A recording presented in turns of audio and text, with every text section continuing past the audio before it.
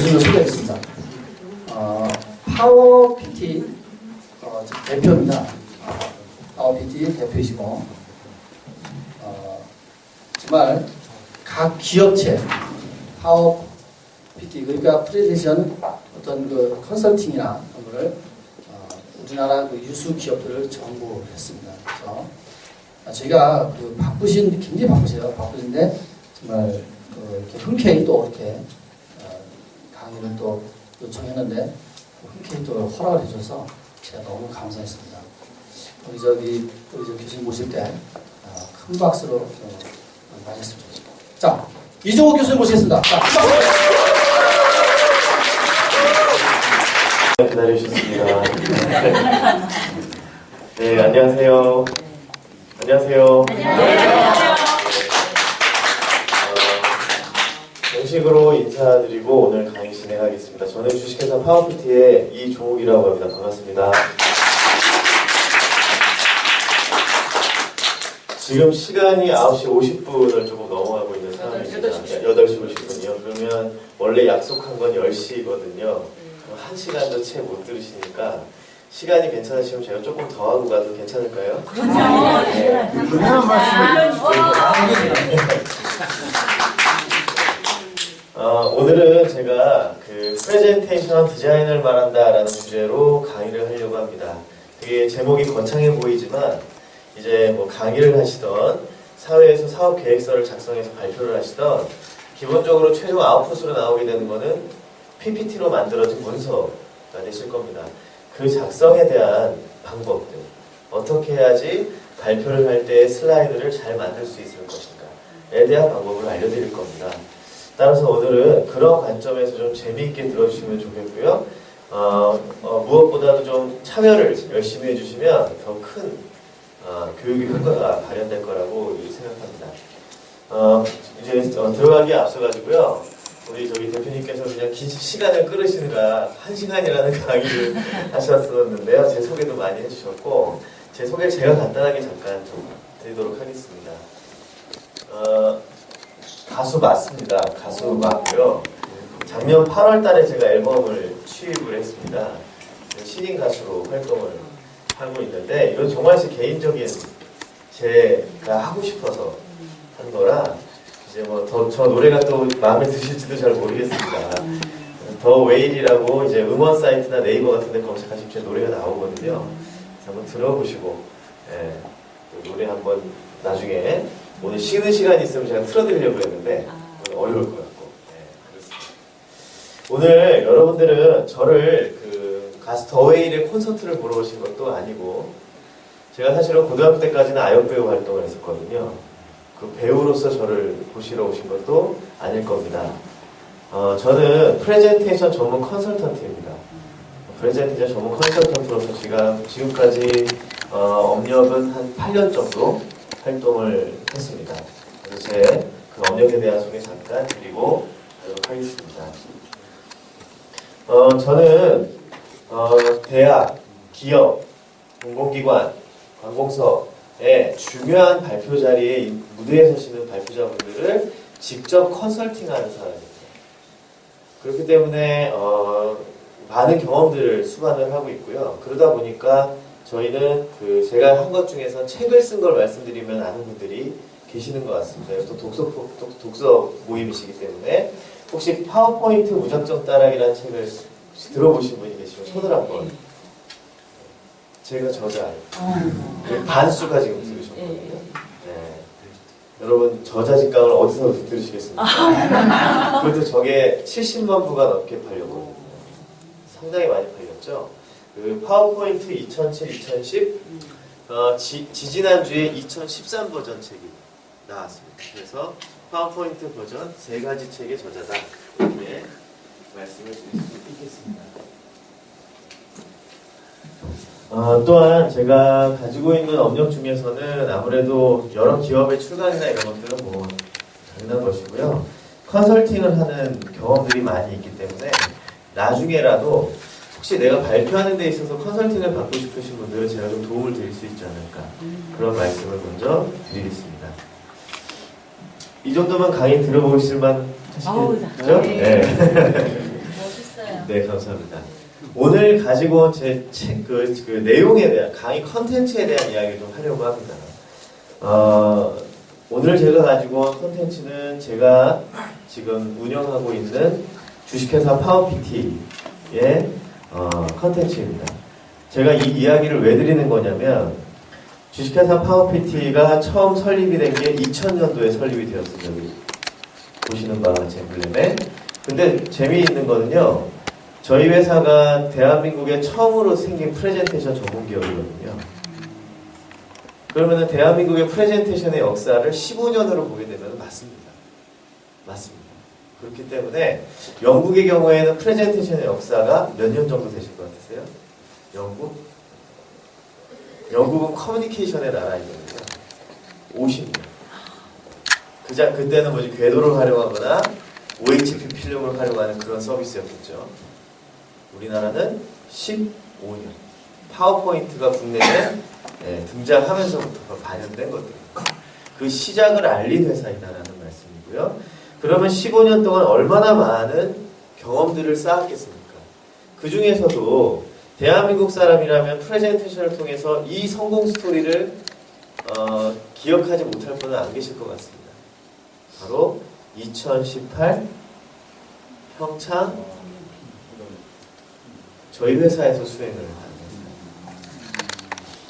동계올림픽 유치를 위해서 국가대표라는 마음으로 이제껏 쭉 달려왔었던 그런 회사이고요. 이런 프레젠테이션의 경험들이 바로 오늘 여러분께 드리고 가자는 내용입니다. 그래서 제가 드리고 싶은 이야기는 이 말을 좀 따라 읽어봐 주시면 대단히 감사하겠습니다. 지식을 넘어서 경험을 배우자. 네, 여러분들 오늘 경험을 배우시러 오신 거지 지식을 배우러 오신 거 아닙니다. 지식은 책을 통해서도 충분히 학습할 수 있는 좋은 책들이 많이 있습니다. 하지만 파워PT의 공력을 배워가시라는 말씀이고요.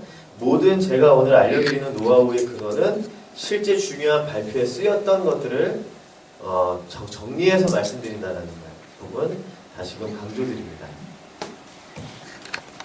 또한 저희는요, 이런 국가 스포츠 메가 이벤트를 유치하는 것 외로 우리의 나라를 근간으로 하는 거의 글로벌 대기업들과의 거래를 했다 해도 과언이 아닙니다. 그 중에서도 저희가 항상 예를 들어 스티브 잡스하고 경쟁을 하는 프레젠테이션, 삼성전자도 경쟁하잖아요. CES라든가 이런 가전쇼 가서 그때의 발표 자료를 저희가 만듭니다.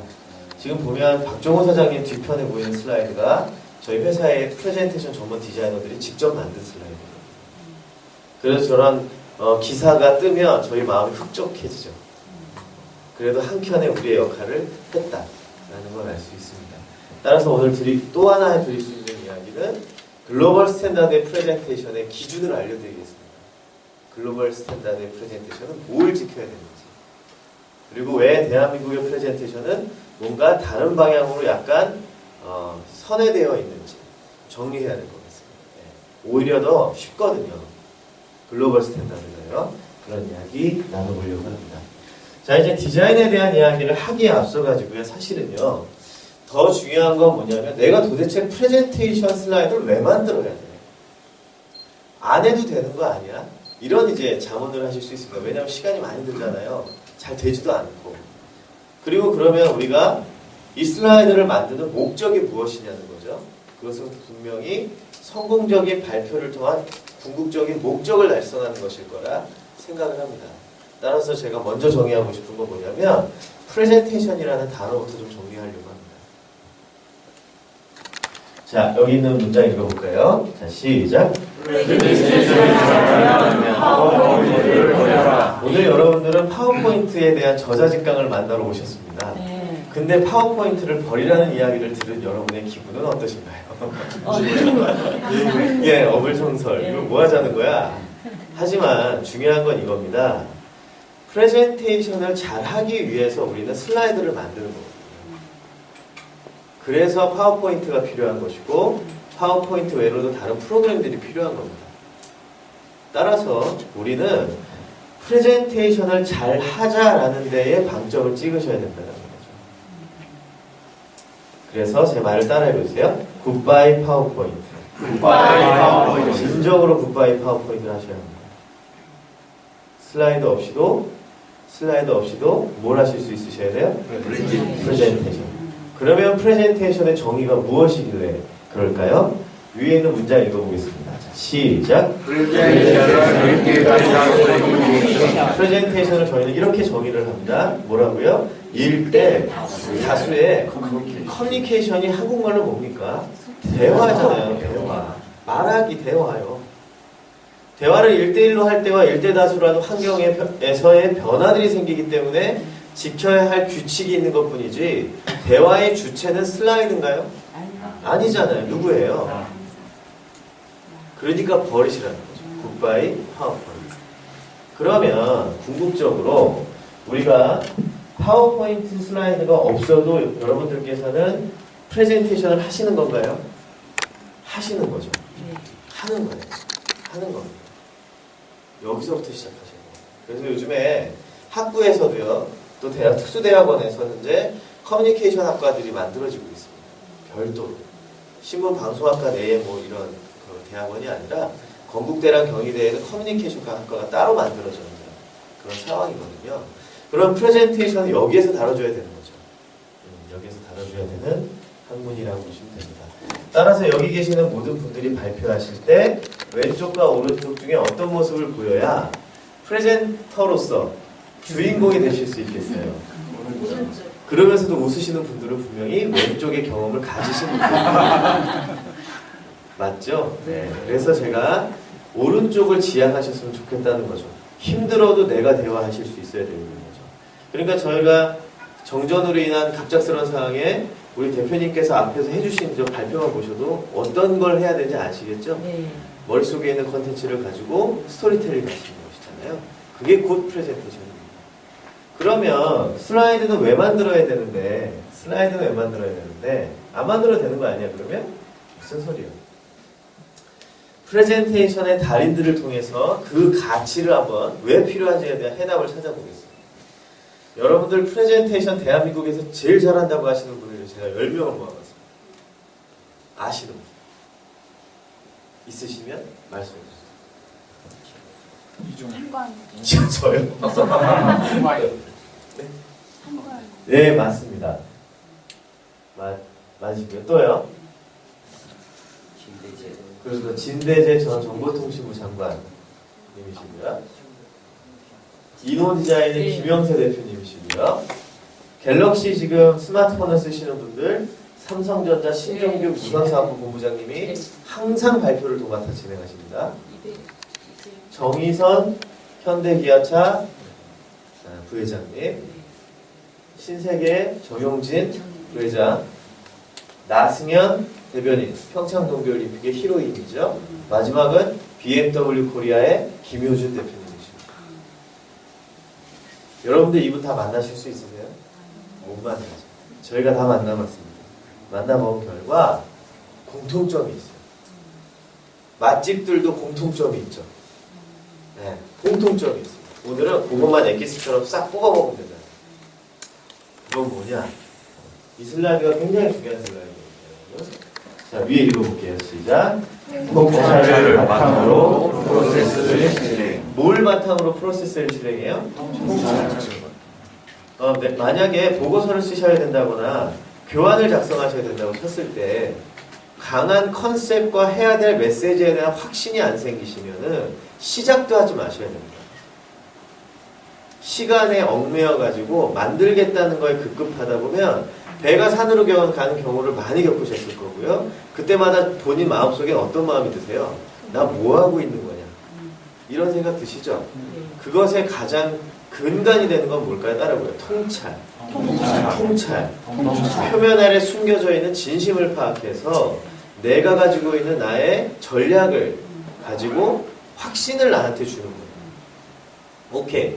내가 이번에 어떤 내가 보고를 해야 되는데 이 보고의 핵심은 어떤 메시지를 전달하면 충분히 승산이 있을 것 같아요. 그러면 그때부터 거기에 맞추어진 뭔가 준비를 해나가시는 거예요. 근데 이 통찰이라고 하는 걸 너무 가볍게들 생각하시죠. 일단 파워포인트부터 꺼내고 봅니다. 잘못된 접근. 머릿속부터 정리하세요. 정리하시고 확신이 들어섰을 때부터 움직여야 된다는 거예요. 이해 가시나요? 네. 그러면 그렇게 확신이 내가 들어찼습니다. 그럼 이제 어떤 걸 하면 돼? 발표를 잘하려면 어떤 걸 잘하면 돼? 프레젠테이션 달인분들은 이 네 가지를 잘하는 게 특징입니다. 따라해 볼게요. 컨텐츠, 비주얼, 딜리버리, 프레젠터 이미지. 한 번 더요. 컨텐츠, 비주얼, 딜리버리, 프레젠터 이미지. 이걸 뭐라고 하냐면요. 프레젠테이션의 4대 프로세스라고 얘기해요. 정리해져 있는 이런 강의를 들으시기가 쉽지가 않습니다. 프레젠테이션은 4대 프로세스로 구성되어 있어요. 그게 곧 프레젠테이션 달인들이 가지고 있는 공통점이기도 합니다. 그럼 간단하게 설명을 해볼까요? 컨텐츠는 뭘 의미하는 걸까요? 내용 기획이죠. 그러면 단순히 논리적으로 타당한 근거만 되는 이성적인 구성만을 잘하면 되나요?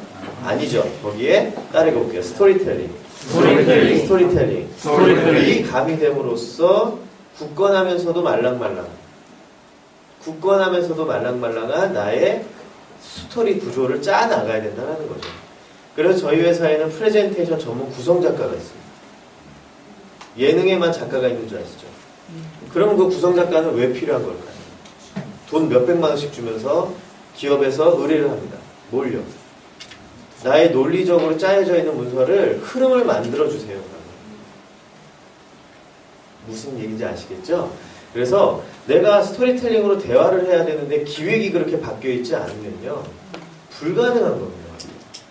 그렇겠죠? 그래서 우리는 스토리텔링이 가미된 내용의 핵심 메시지를 중심으로 한 구성력을 끌어올릴 필요가 있다는 것입니다. 그거를 바로 프레젠테이션 스토리텔링이라고 얘기하는 것이죠.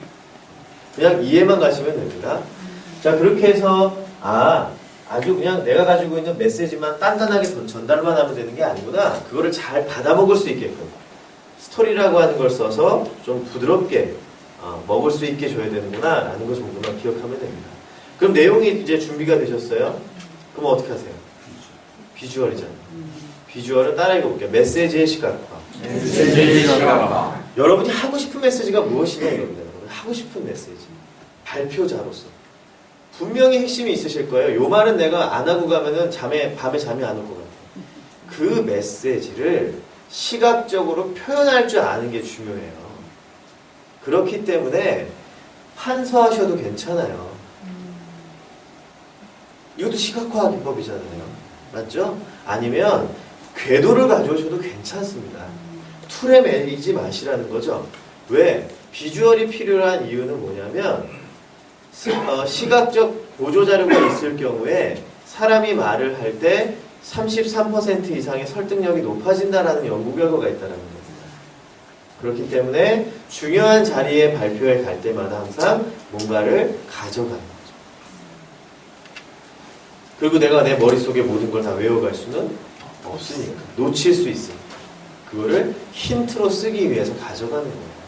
따라서 우리가 중요한 것은 파워포인트를 엄청나게 잘 다루는 스킬이 중요한 게 아니라 파워포인트의 몇 가지 기능만 가지고도 내가 하고자 하는 메시지를 시각적으로 구현하는 역량이 더 필요해요. 그럼 예를 들어 표가 들어있는 슬라이드는 어떻게 하는 게 효율적인지, 그림이 들어있는 슬라이드는 어떻게 하는 게 효율적인지 그거를 알아야지 요 동그랗게 예쁘게 만드는 볼은 어떻게 하는 거예요? 이건 중요하지 않은 거예요. 맥락에서 좀 벗어나는 이야기가 되는 거죠. 따라서 시각화 기법은 그런 관점에서 보셔야 됩니다. 세 번째 단계는 무엇입니까? 딜리버리. 이제 뭐 하셔야 돼요? 전달하셔야죠. 전달이라고 하는 거는요, 크게 두 가지로 분류를 합니다. 따라 읽어볼게요. 전달력을 높이는 목소리 연출. 네, 목소리를 연출해야 되는 이유는 뭐예요? 1대1로 대화를 하게 되면 조금 이렇게 발음이 정확하지 않더라도 뭐 듣는데 그다지 문제가 되지 않습니다. 재차 물으면 또 다시 대답해주면 되지만 지금 이 상황에서는 안 되잖아요. 그러면 적어도 명료하게 발음을 해줘야만 들을 수 있는 사람이 늘어나죠. 이해가는 사람. 그렇기 때문에 전달력을 높이기 위해서는 목소리를 또박또박 발음하는 것이 중요한 겁니다. 맞죠? 네. 그러면 이거를 연계시키면 어떤 직업군과 잘 맞을까요? 아나운서, 아나운싱이라고 하죠. 그렇잖아요. 그러면은 전달력에만 집중하는 거죠. 그런데 프레젠터는 아나운서가 아니에요. 프레젠터는 아나운서의 부분이 일정 부분 필요하지만 전부는 아닙니다. 왜? 따라해 볼게요. 설득력을 높이는 화법.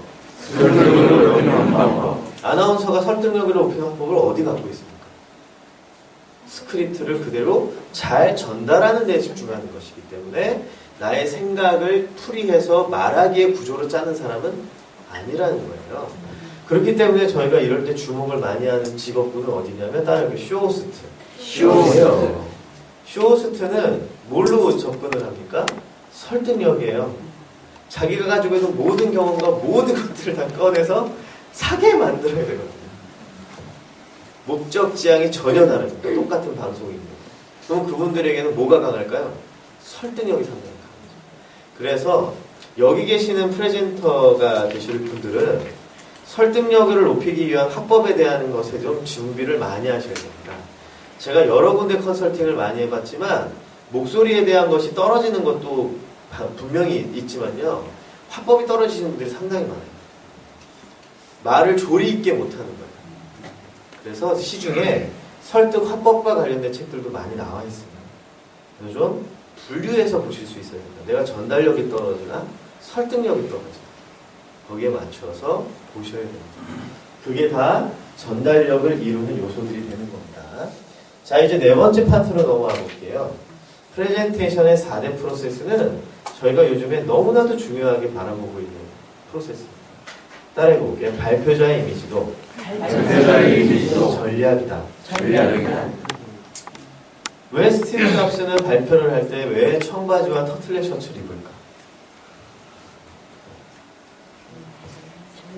네, 전략이거든요. 좀 더 그 CEO를 상징하는 수트에 대한 것을 버림으로써 엔지니어라는 느낌을 강하게 어필하기 위한 자신만의 착장 연출을 한 거거든요. 여러분들께서는 발표 무대마다 그런 의도를 품고 옷을 입고 나오셨었습니까? 지키시는 규칙들이 있으신가요? 굉장히 중요합니다. 왜요? 이미지는 30초 안에 형성이 되어서 잘 바뀌지 않아요.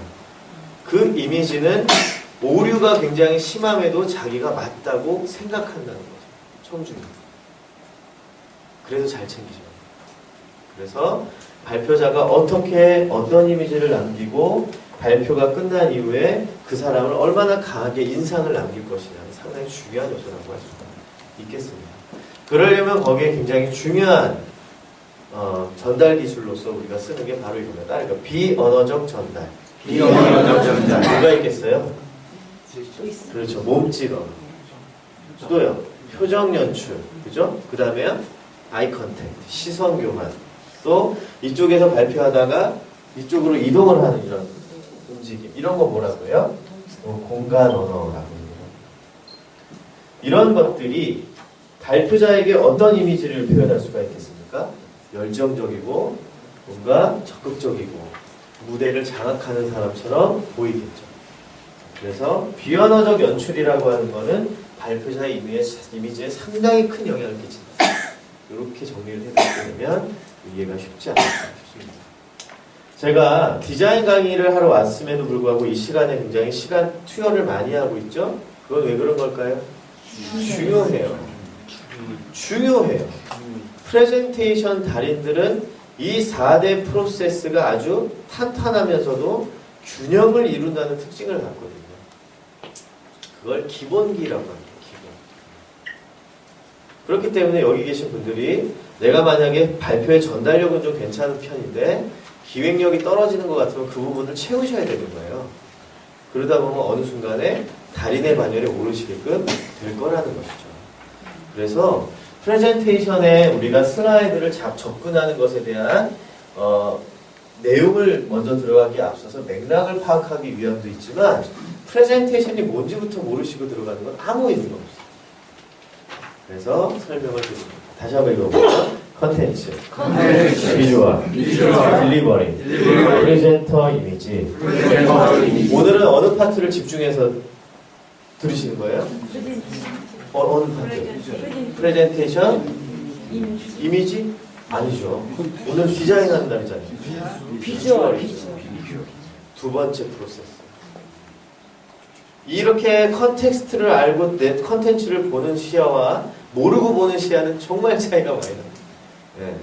왜 만들어야 되는지에 대한 해답을 드리기 위해서 제가 시간을 많이 할애하는 겁니다. 자, 본격적인 디자인에 대한 이야기입니다. 오늘 시간 안에 제가 7가지 내용을 좀 가지고 와봤습니다. 실습을 하실 수 없기 때문에 메모에 적극적이셔야 되는 필요가 있고요. 궁금하신 거는 그때그때 질문을 주시는 게 주변 분들을 도와주시는 겁니다.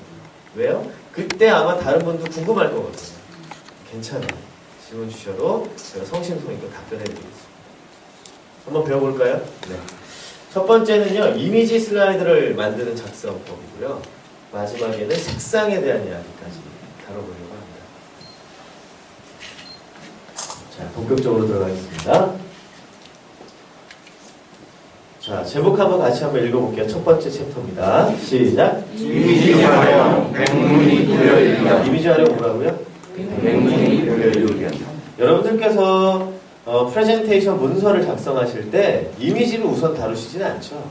그러니까 지금 업무의 프로세스에 따라 풀어놓은 게 아니에요. 중요도에 따라 풀어놓은 거예요. 프레젠테이션 문서를 작성하실 때 여러분들께서 좀 애를 많이 쓰시고 좀 공을 들이셨으면 하는 게 이미지 슬라이드. 이미지 슬라이드를 많이 쓰시는 게 도움이 많이 되실 거예요. 장담합니다. 그러면 이미지 활용은 어떻게 쓰는 것이 효과적인지 지금부터 좀 말씀을 드리도록 하겠습니다.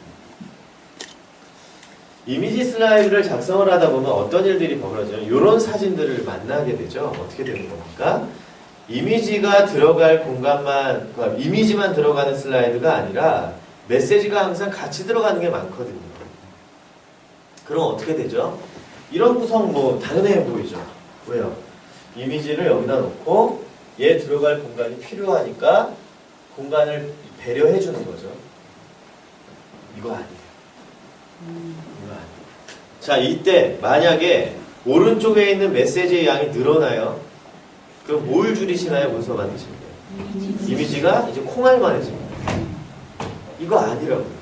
이미지 슬라이드의 주인공은 누가 주인공이에요? 이미지. 뭐 하죠? 주인공이 없는 생일 파티입니다. 그래서 제가 전혀 다른 방법을 제안합니다. 따라 읽어볼게요. 이미지는 슬라이드에 가득 채운다. 슬라이드에 가득 채운다. 완전 다르죠. 저는 이렇게 발표 안 해요. 이렇게 만들어서 할 것 같습니다.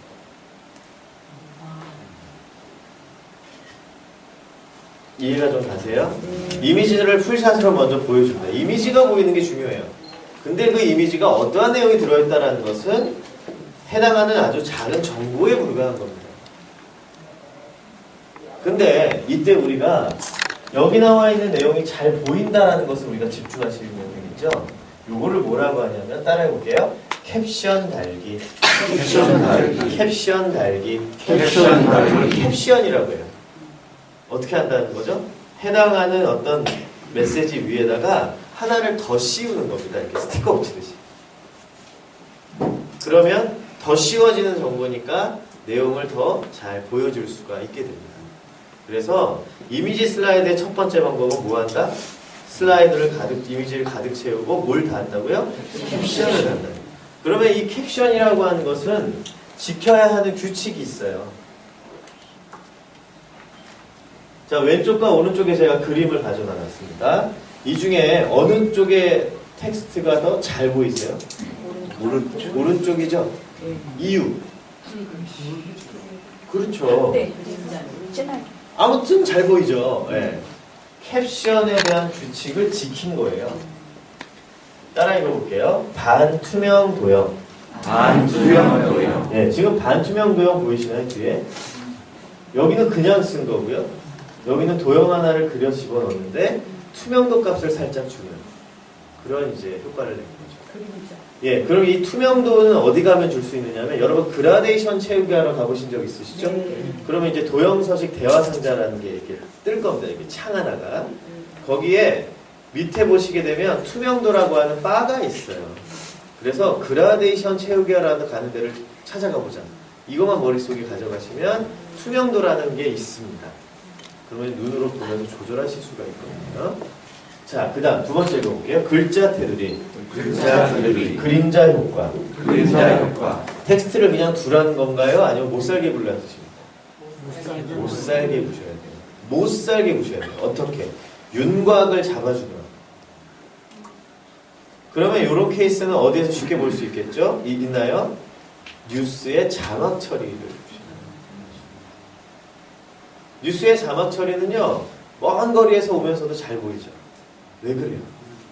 일단 글자가 크고 그 다음에 윤곽이 꽉 잡혀있고 그 뒤에는 뭐가 있어요? 혹시라도 그 뒷색에 먹힐까봐 반투명 도형이 가려져 있어요. 요거 하나만이라도 좀 배워가셨으면 좋겠어요. 하나. 뭐라고요? 캡션. 캡션이라는 걸 좀 배워가셨으면 좋겠어요. 그러면 캡션이 반영이 된 사례를 한번 보여드릴게요. 이거는 서울관광마케팅 회사 아세요? 서울관광마케팅. 서울관광마케팅의 자료입니다.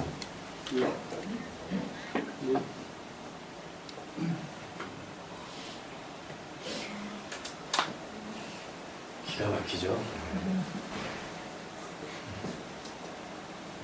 너무 여기에 지금 집중하지 마시고 이거 흔들리고 얘 눈 내리고 이게 중요한 게 아니라 여기에 지금 약간의 투명도 값이 들어가 있다는 게 중요해요.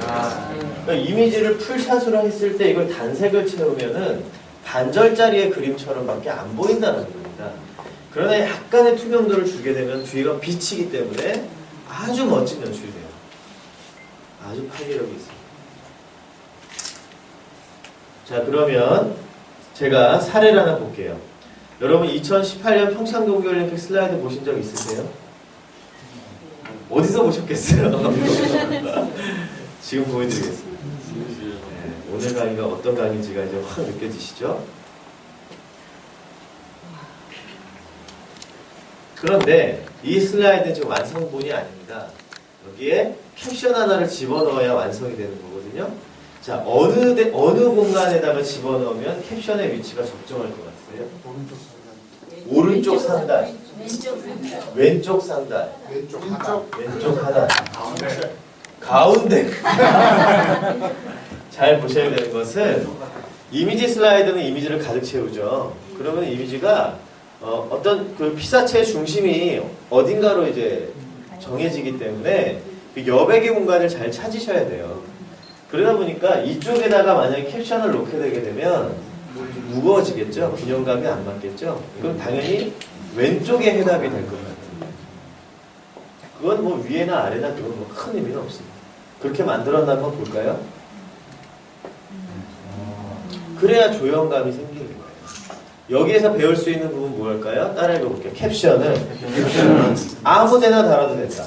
아무데나 달아도 된다. 이미지 슬라이드를 채우고 난 빈 공간을 잘 찾아서 크기도 상관없고요. 위치도 상관이 없어요. 아무데나 넣으세요. 그러면 얼마나 표현할 게 많아지시겠어요.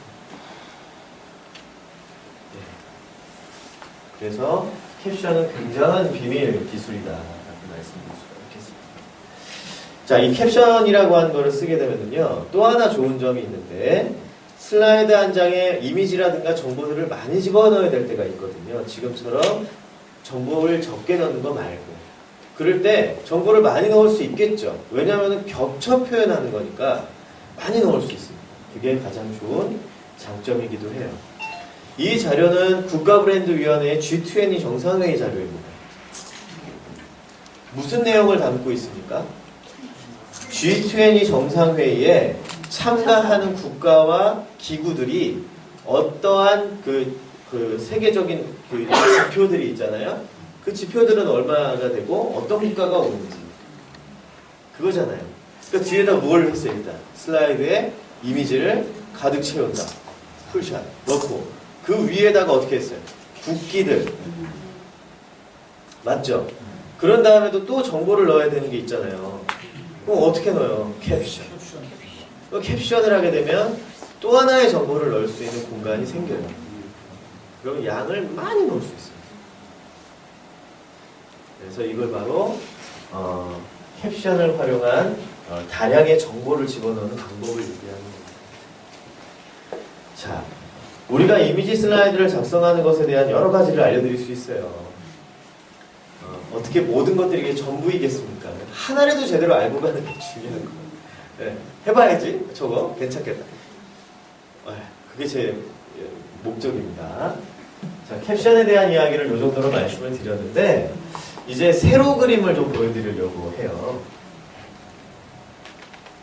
가로 이미지 슬라이드의 경우에는 슬라이드에 가득 채우는 게 무리가 별로 되지 않습니다. 왜냐하면 스크린이 가로니까. 파워포인트가 가로잖아요. 그렇지만 세로 그림이 오게 될 경우에는 어떤 문제가 발생할까요? 이게 넘쳐가서 잘리든지 덜 커지든지 뭐 이렇게 될 거 아니에요? 그래서 저는 여기에 아주 기가 막힌 거 하나를 넣고 기술이 이런 게 다 노하우겠죠. 따라가 보겠습니다. 애니메이션은 이미지에 넣는다. 애니메이션 어디다 넣는다고요? 이미지. 애니메이션을 많이 어디다들 넣으시냐면 텍스트 혹은 도형 같은 데 많이 넣습니다. 그다음 좋은 효과를 발휘하는 경우를 제가 본 적이 없어요. 애니메이션은 이미지랑 만났을 때 궁합이 제일 잘 맞습니다. 그래서 제가 여기에 애니메이션 하나만 넣어보려고 해요. 이거는 여의도에 있는 대우 트럼프월드라는 아파트입니다. 제가 여기에 보여드릴 테니까 다음 슬라이드를 보시고 이런 느낌이 드시면 박수 한번 주세요. 안녕하십니까. 대우건설에 당신의 꿈을 실현할 수 있는 대우 트럼프월드를 지금부터 보여드리겠습니다.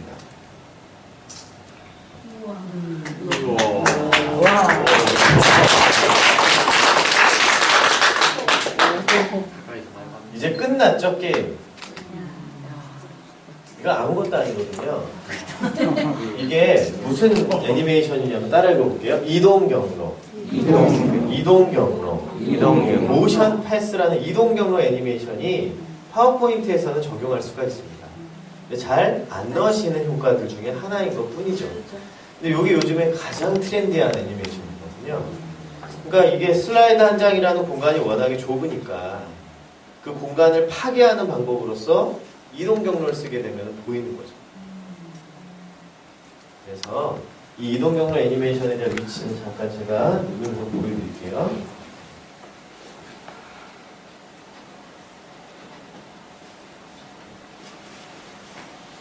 자, 보시면 아시겠지만 어디 가시면 되냐면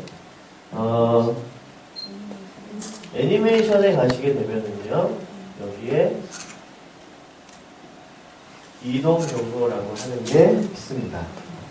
2007을 쓰시는 분들은 애니메이션 탭에 가면 사용자 지정 애니메이션이라는 창을 따로 꺼내실 수가 있거든요. 그 애니메이션 거기에도 있습니다. 나타내기, 강조, 끝내기 밑에 있으니까 위치만 기억해둬 보세요. 그리고서 이거를 적용시키면 이동이 됩니다. 그래서 이동 경로 애니메이션이 들어갔다라는 뜻은 이미지 위에 여기 이게 화살표가 나타납니다. 여기 지금 화살표 보이세요? 이렇게. 네, 그래서 초록색 삼각형의 위치에서부터 빨간색까지 이동한다는 개념이에요. 그래서 그 길이를 줄이거나 늘리면 어떻게 될까요? 이미지가 가는 거리가 늘어났다 줄어들었거나. 요거 하나만 좀 잘 익혀두시면 되겠습니다. 자, 이동 경로 애니메이션을 보여드리는 거예요. 이해 좀 가시나요? 네, 좋습니다.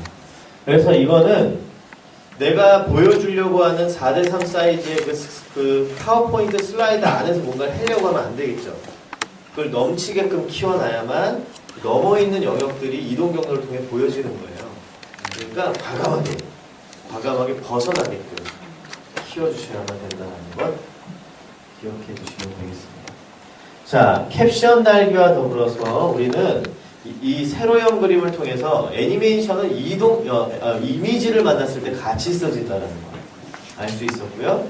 그 중에 굉장히 파괴력 있는 게 이동 경로 애니메이션이라는 것을 느끼셨다면 될 것 같습니다.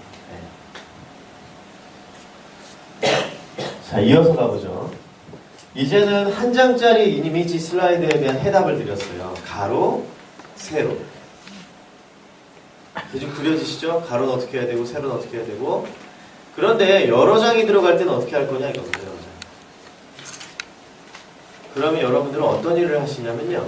퍼즐 맞추기를 하세요. 줄 세우기를 한다고요. 그림들. 왜요? 그림이 사각형이니까. 제 말을 따라해보세요. 이미지는 사각형이 아니다. 사각이 아니다. 부정하세요. 왜 이미지가 사각형이어야 돼?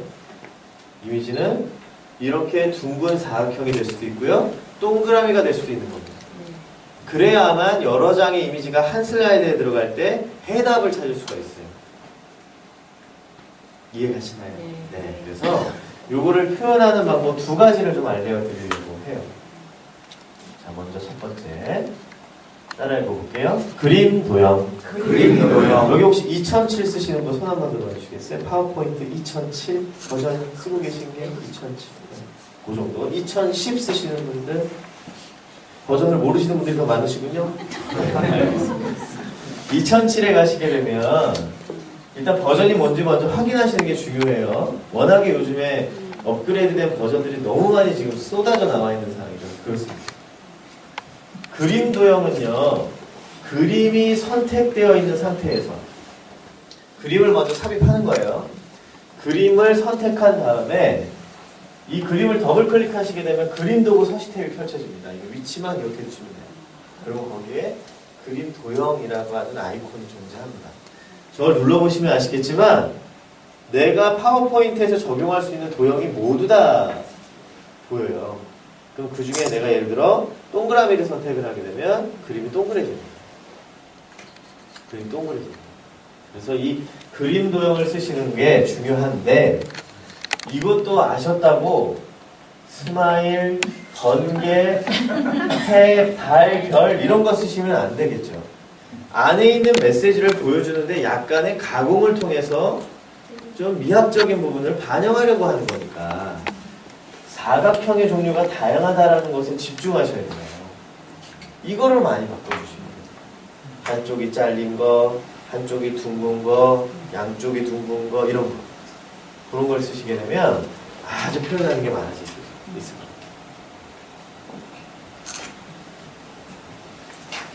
자, 그림 도형이라고 하는 것을 접근하는 방법을 지금 말씀을 드렸어요. 이해 가셨습니까? 네. 사례를 보시면 더 잘 이해됩니다.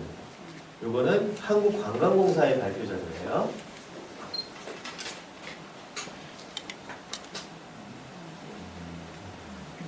자, 여러분들께서 만약에 그림 도형이라는 걸 몰랐다면 저 그림들은 다 무슨 형태였겠어요? 사각. 네, 근데 이 슬라이드 괜찮아 보이세요? 안 괜찮아 보이세요? 괜찮아요. 괜찮잖아. 이유는 뭐냐? 사각형이 아니다라고 부정하고 그림 도형으로 변환시켰기 때문에 가능한 거였죠. 아까 전에 보셨던 그림 도형에는 이 도형이 있어요. 제가 아까 사각형 저기 집중하시라고 했잖아요. 이거 이렇게 바꿔주세요. 이거는 삼각형 집어넣는 이런 거 안 해도 이거 안 해도 이렇게 살짝의 손을 댄 거랑 안 댄 건 차이가 많이 납니다.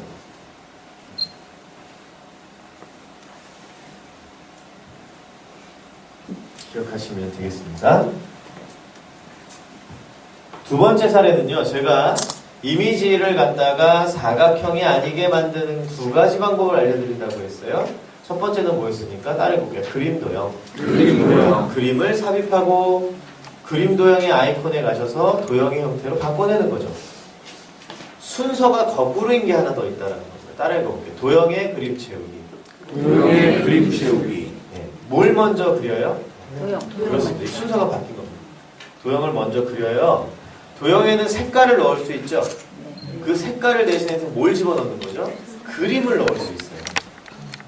그림을 넣을 수 있어요. 그래서 파워포인트에 가셔가지고 이 그림 서식창에 들어가 보시게 되면 도형에다 그림을 넣을 수 있는 방법이 있습니다. 그러면 내가 마음에 드는 그림 하나 선택하시게 되면 내가 그냥 일반 삽입되어 나온 그림이 아니라 저 프레임 안에 쏙 들어가는 그림을 넣을 수 있다는 겁니다. 자, 이거를 응용했던 사례가 바로 이렇게 만든 건데요. 응용한 사례가 이 사례가 되겠습니다. 아까 전에 보셨던 한국관광공사의 발표 자료 중에 똑같은 발표 자료 중에 다른 슬라이드. 자, 이거는요. 도형의 그림 채우기로 하는 게 편할까요? 그림 도형으로 하는 게 편할까요? 맞춰보세요. 도형을 먼저 그릴까? 그림을 먼저 불러볼까? 도형을 먼저 그려야 될 것 같으신가요? 이유. 그렇습니다. 정확하게 보셨습니다. 왼쪽에 있는 7개의 그림이 다 어떻죠? 형태가 같아요. 형태가 같으려면 뭐가 더 중요한 거예요? 도형으로 먼저 만드는 거죠. 그리고는 거기다 그림을 채우는 게 작업의 능률을 많이 끌어올릴 수 있는 방법이 될 수밖에 없겠죠. 이거는 만약에 그림부터 불러오셨다가는 아마 힘든 길을 가실 거예요. 고행의 길을 가시게 됩니다. 이런 케이스가 언제 많이 나타나냐면요. 조직도 만들기 해보신 적 있으시죠? 이렇게 사람 사진 집어넣고 이렇게 이름하고 뭐 연락처 뭐 이런 거 그런 거 할 때 사진부터 불러오면 멘탈 붕괴됩니다. 왜냐면은 사진들이 제각각이잖아요, 크기가.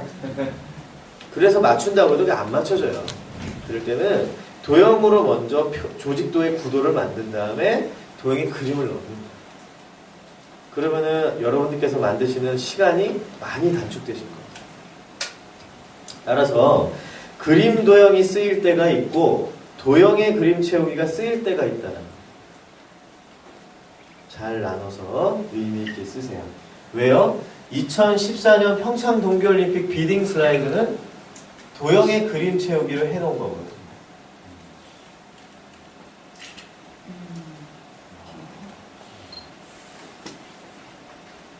이건 그림부터 불러왔다가는 디자이너들도 힘듭니다. 네, 감으로 잡아서 크기를 맞출 수는 없기 때문에 도형부터 6개를 그리고 그림을 필하면 훨씬 쉬워지겠죠. 정권을 좀 잘 이해해 주셨으면 좋겠습니다.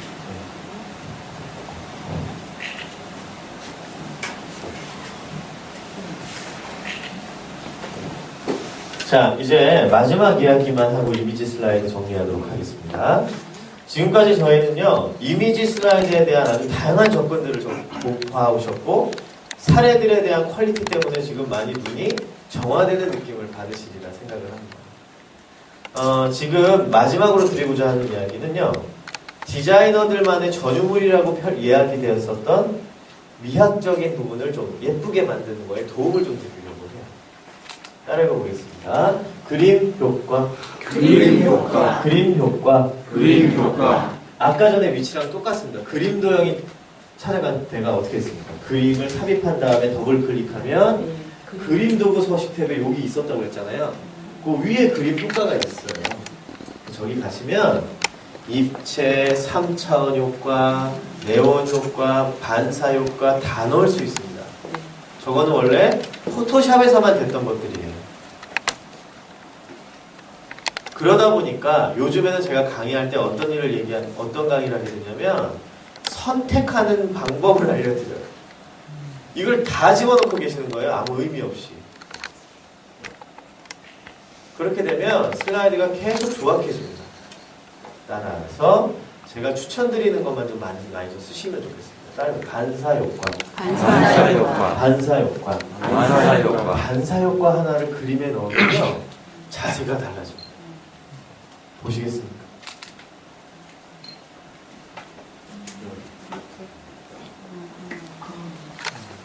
얼음잔 위에다가 올려놓은 거. 굉장히 고급스러워지죠? 이게 리프렉션이라는 반사 효과예요. 이 반사 효과 하나 정도는 정보에 큰 해를 끼치지도 않으면서도 공간감을 만들어주기 때문에 굉장히 매력적인 거예요. 또 하나 말씀드릴까요? 여기에도 반영이 되어 있거든요. 따라해 볼게요. 그림자 효과. 그림자 효과. 섀도우. 섀도잉을 딱 이렇게 해주시게 되면은 약간 돌출되는 듯한 느낌이 나거든요. 3차원까지는 아니죠.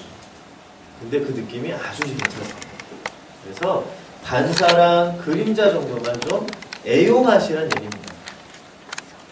괜히 3차원으로 뒤틀고 막 이렇게 만들어 놓고 해주지 마시고요. 그냥 좀 이렇게 좀 두세요. 우리는 문서를 만드는 거잖아요. 문서를 만드는 거니까 이런 접근을 해주시는 것을 말씀드리겠습니다. 자, 이제껏 이미지 슬라이드에 대한 배움을 모두 마쳤습니다. 이미지 활용, 백문이 불여일견이죠. 내가 100번 얘기하면 뭐하나요? 시간만 많이 들고 목만 아픕니다. 그림 한 장 보여주는 게 훨씬 효과적이죠. 그렇기 때문에 예쁜 이미지를 갖다가 찾아 집어넣는 것이 중요한 것이 아니라 나의 메시지를 설명할 수 있는 이미지를 찾아 넣는 것이 중요한 것이고요. 그 이미지를 슬라이드에 표현할 때는 지켜야 될 몇 가지 규칙들이 있었습니다. 따라해 볼게요. 캡션,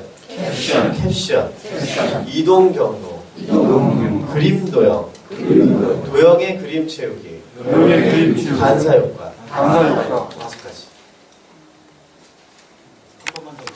네, 알겠습니다. 하나 처음부터 다시 한번 해볼게요.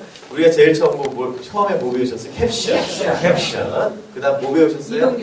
이동 경로로 세로 그림에 적용했던 거. 그 다음에 그림 도형. 그림을 넣고 도형으로 바꾸는 거.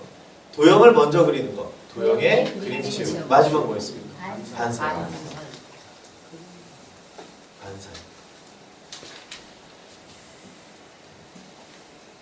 모두 다 알려는 것은 더 많은 시간이 필요하겠죠. 그렇게 지금의 강의들은 핵심만을 얻어가시면 아마 좀 큰 도움이 되리라 생각합니다. 네.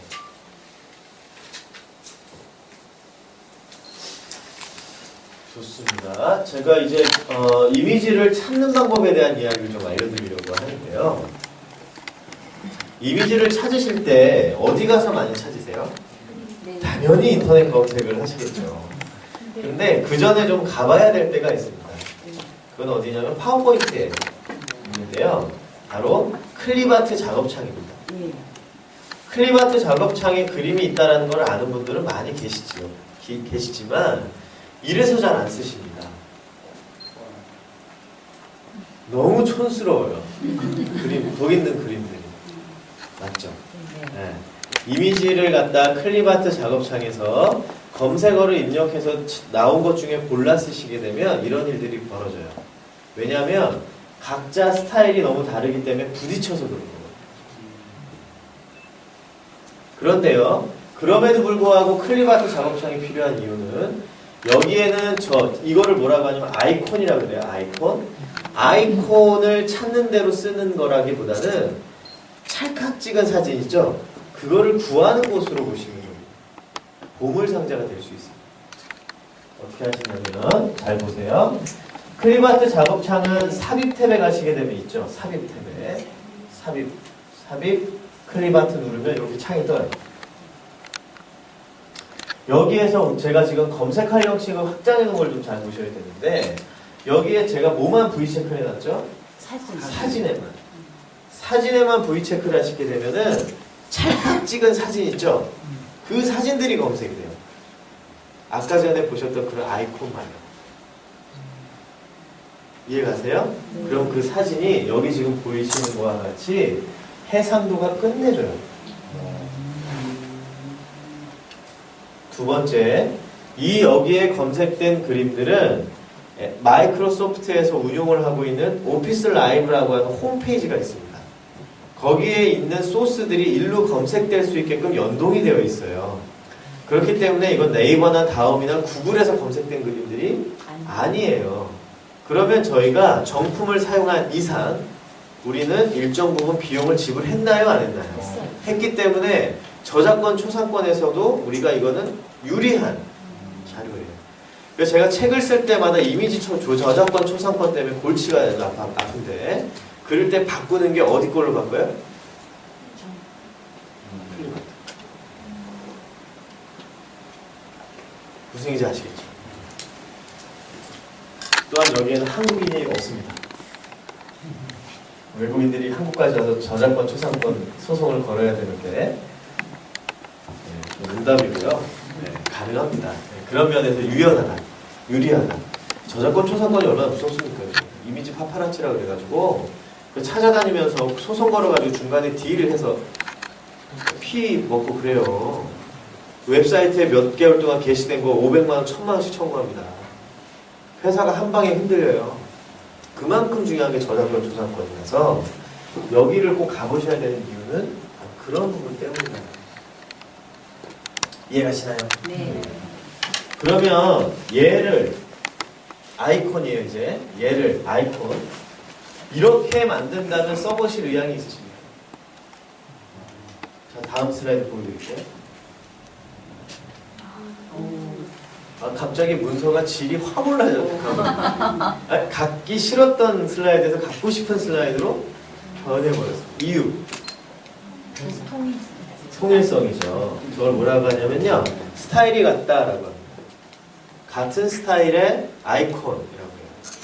한 명의 디자이너가 하나의 컨셉으로 만든 아이콘들을 얘기합니다.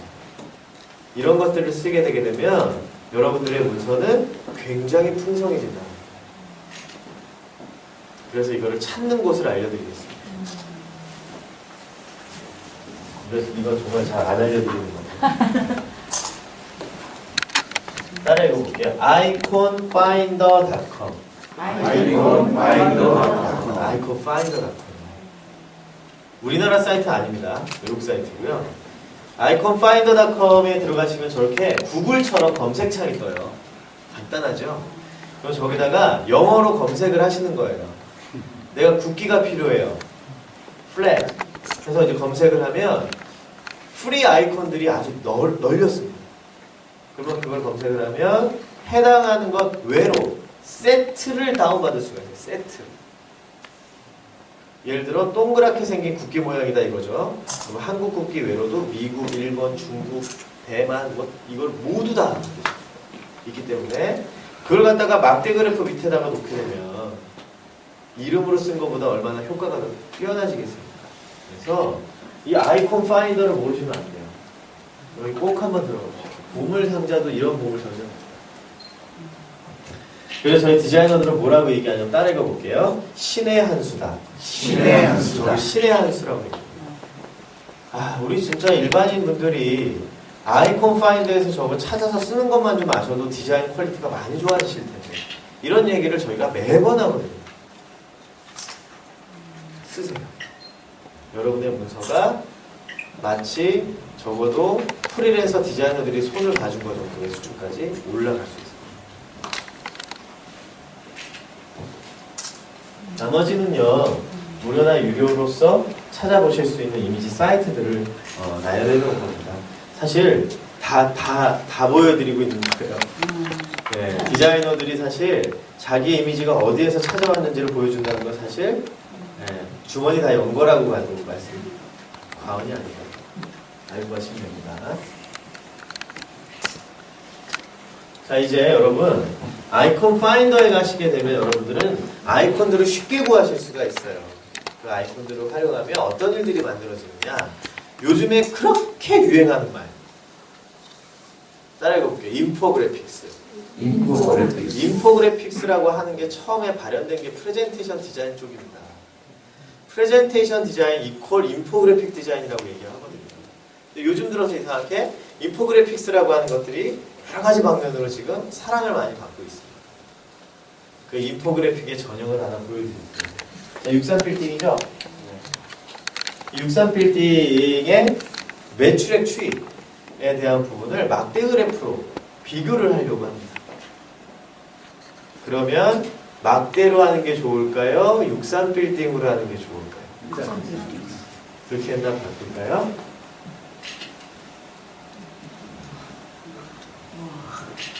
이게 인포그래픽이에요. 그냥 이런 겁니다.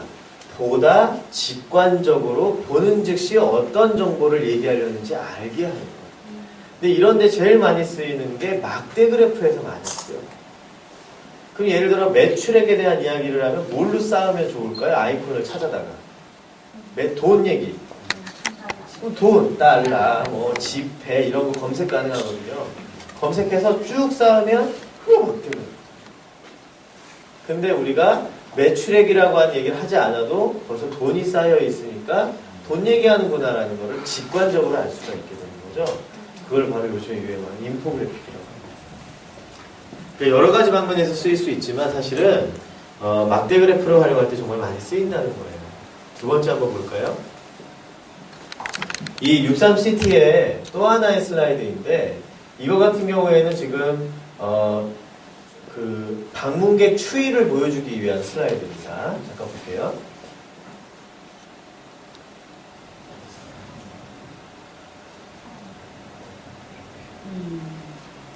이건 아이콘 파인더에서 찾은 거죠. 그리고 쭉 쌓는 거. 그냥 글로 하시겠습니까? 차트로 하시겠습니까? 이런 차이.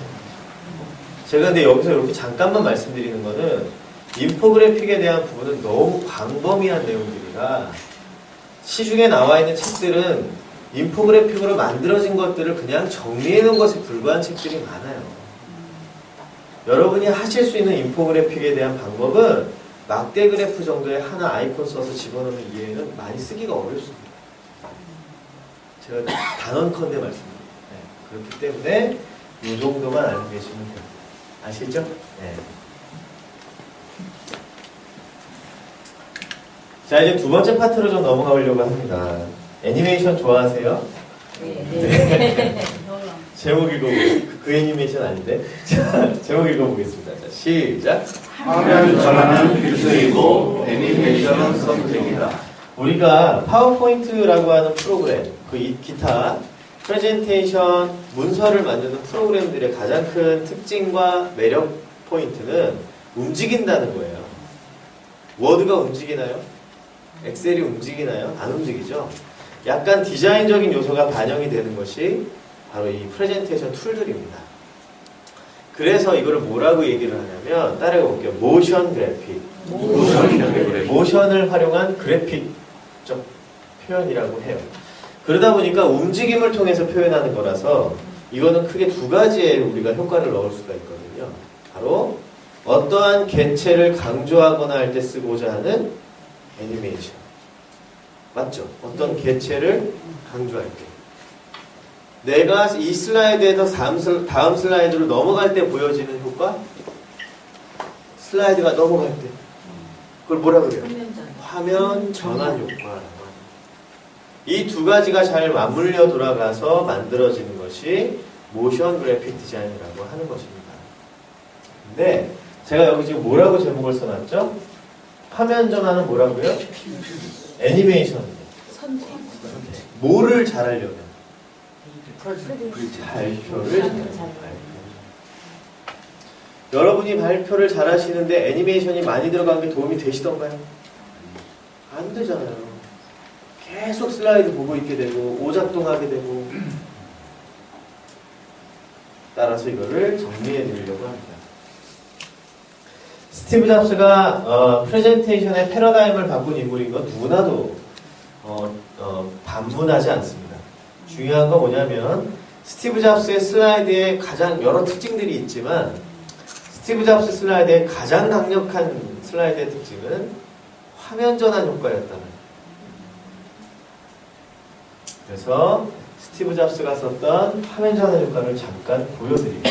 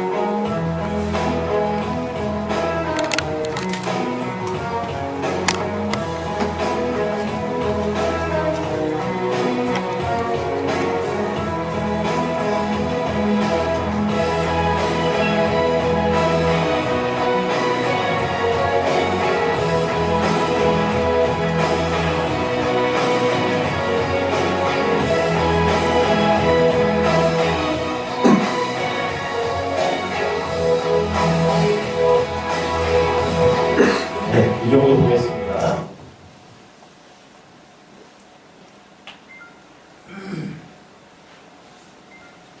보신 바와 같이 지금 보여드린 모든 효과들이 다 스티브 잡스가 썼던 3D 화면 전환 효과. 3D예요. 근데 이 효과가 애플사의 키노트라고 하는 프로그램이 있습니다. 그게 이제 파워포인트하고 비슷한 프로그램인데 거기에서만 됐었어요. 거기에서만 됐었었는데 이게 파워포인트 2010이 출시된 이후부터는 그 2010에서도 표현이 가능해졌습니다. 그래서 만약에 이 효과가 너무 탐나시는 분들은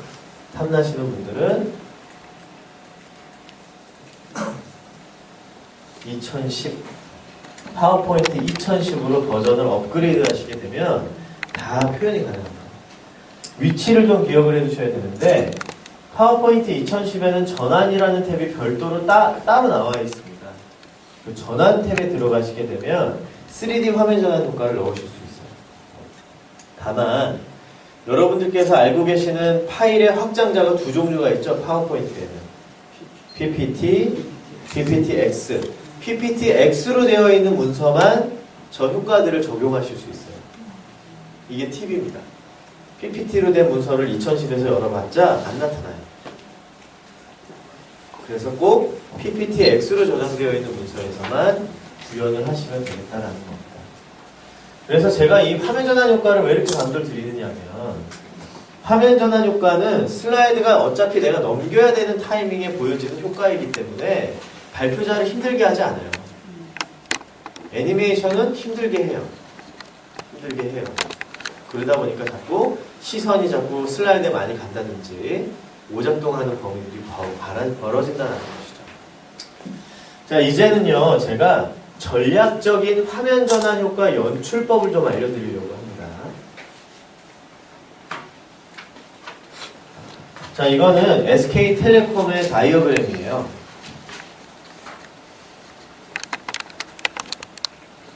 정보들이 쭉 나열이 되어 있는데 보시면 아시겠지만 여기가 뭔가 다 나온 것 같지는 않아요. 맞죠? 네. 네. 그럼 이렇게 하는 겁니다. 이쪽 설명이 다 끝나셨어요? 그런다면 어떻게 해요? 눌러요.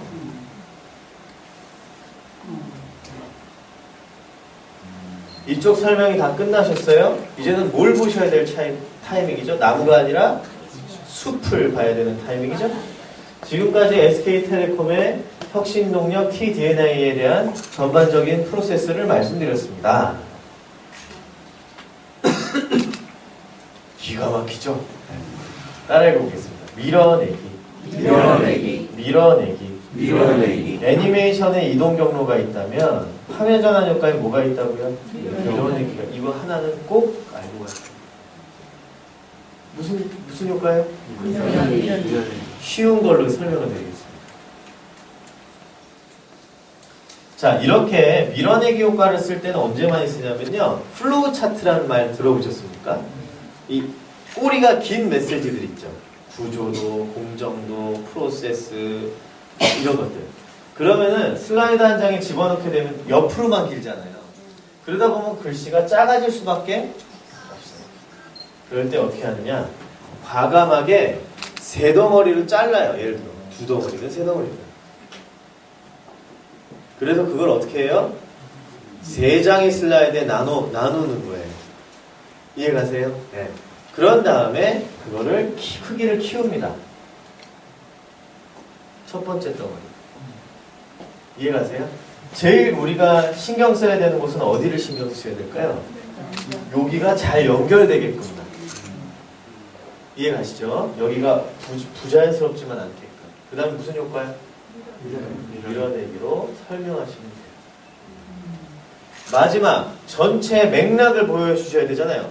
전체 그림을 안 보여주는 것도 의미가 있지 않습니까? 그럼 이때는 뭐예요? 밀어내기가 아니죠. 연결성이 아니라 리프레쉬를 시켜야 되니까 흐려졌다 나타내기 또는 밝기 변화와 같은 화면 전환 효과를 넣으시면 지금까지 저희의 프로세스를 모두 보셨습니다 라는 설명이 가능하겠죠. 이게 바로 나무도 보고 숲도 보는 스토리텔링을 시각적으로 연출하는 화면 전환 효과의 기법입니다.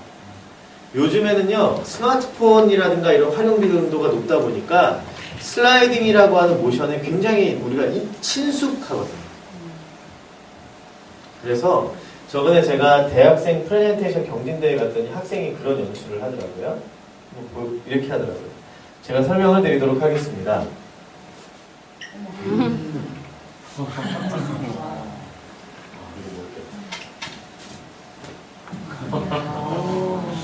학생들은 다릅니다. 네, 맞습니다. 전체를 보여주는 효과가 뭐라고 하셨어요? 밝기 변화, 밝기 변화. 네, 혹은 흐려졌다 나타내기. 왜냐면은 흐려졌다 나타내기는 2007에 아마 그 이름으로 써 있을 거고요. 그 2010에서는 밝기 변화로 써 있어요. 그래서 제가 설명하기 요즘에 너무 힘들어요. 버전이 2007, 2010, 막 2013 이러다 보니까 그렇게 알고 계시면 돼요. 두 이름 중에 하나만 찾으시면 돼요. 네. 자, 여러분께 제가 말씀드리는 건 뭐죠?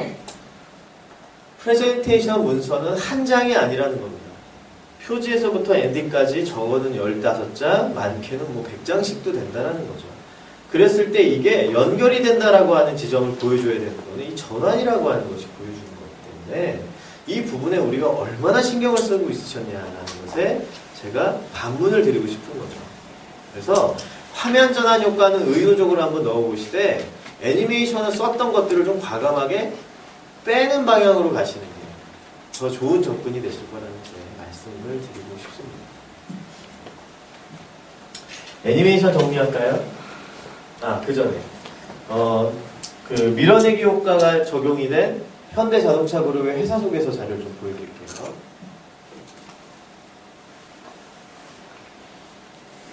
자, 이제 어떻게 될까요? 눌러요. 눌러요. 좌우상하가 다르기 때문에 무슨 여기에 팔레트 하나를 두고서는 움직이는 듯한 그런 자연스러운 스토리를 만들어 나가실 수가 있습니다. 요즘 최고의 유행하는 화면 전환 효과 뭐다? 밀어내기. 그러니까 다 밀어내기 넣으셔도 괜찮아요. 한번 넣어보세요. 네, 넣어보시기 바랍니다. 자, 이제 애니메이션 정리하겠습니다. 강의는 제가 30분까지 마칠게요. 자, 첫 번째, 만약에 이런 애니메이션을 보셨다라고 하시는 분들은 웃음으로 좀 답을 해주시면 되겠습니다. 제가 항상 뭐라고 강의할 때 뭐라고 하냐면 최악의 애니메이션 연출이다. 최악. 네. 최악. 뭐가 들리세요?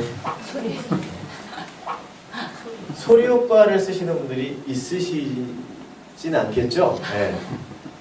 요술봉, 금전 등록기, 폭탄, 박수 갈채 효과, 컬러 타자기. 어쩜 그렇게 다 쓰시나요? 소리 효과는 될 수 있으면 쓰지 않는 게 좋아요. 왜냐하면은 영상은 괜찮거든요. 영상 안에서의 이런 하는 건 괜찮은데 사람이 있는 상황에서는 굉장히 이게 호흡이 잘 안 맞습니다. 그래서 소리 효과는 쓰지 않으시는 편이 발표자한테 더 도움이 돼요. 두 번째, 날아오기류를 왜 이렇게 좋아하시냐는 겁니다. 아까 우리 대표님께서도 말씀해 주셨지만 이게 대표적인 게 휘돌아 날아오기.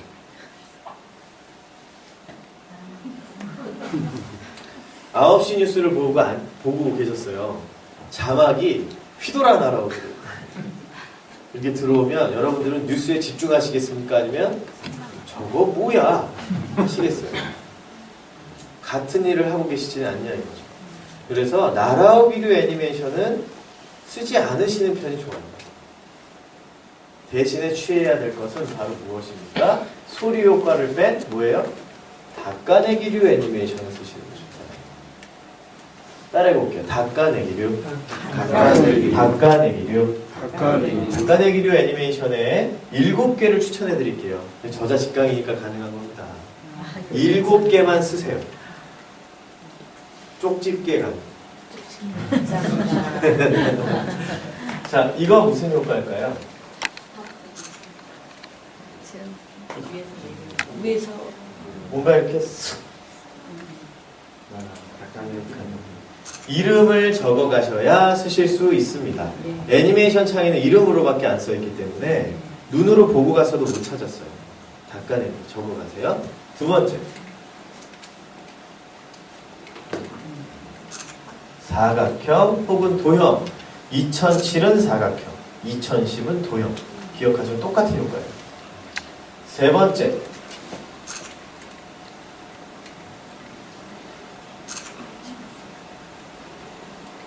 느리기. 동전 뒤집기. 느리기로 하는 거. 그럼 얘는 뭘까요, 얘? 아닙니다. 압축. 네. 다섯 번째. 이거는 얘랑 좀 비슷한 것 같기도 하고요, 그죠? 이거는 크기가 커지죠? 여섯 번째. 아, 괜찮은데요. 이쪽도 되거든요. 내밀기. 흩어 뿌리기를 참 많이 쓰세요. 저희가 그 드래프트 원고들 보면 참 많이 쓰세요. 쓰지 말아야 할 닦아내기류거든요. 마치 2007에서는 굵은 소금을 뿌린 듯한 연출, 2010에서는 맛소금을 뿌린 듯한 연출이 됩니다. 보세요. 이게 무슨 버전인지? 맛소금이네요. 2010이네. 맛소금. 이게 그렇게 좋으세요? 소금 안 좋다며요. 흩어 뿌리기를 대신하실 거는 얘예요. 밝기도. 흩어 뿌리기는 앞으로 쓰지 마세요. 흩어 뿌리 쓰지 마시고 밝기 변화 대신 쓰세요. 밝기 변화 정말 좋은 애니메이션. 정말 좋은 애니메이션이니까 여길 써주시면 좋습니다.